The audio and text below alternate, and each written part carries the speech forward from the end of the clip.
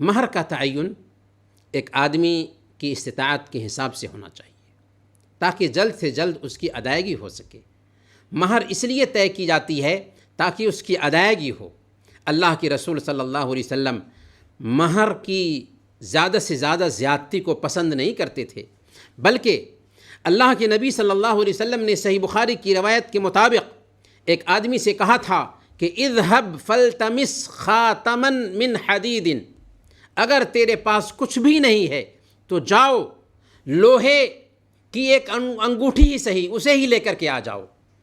اس لیے مہر کا تعین طاقت کے مطابق ہونا چاہیے اور مہر معاف کرانے کا چکر نہیں رکھنا چاہیے۔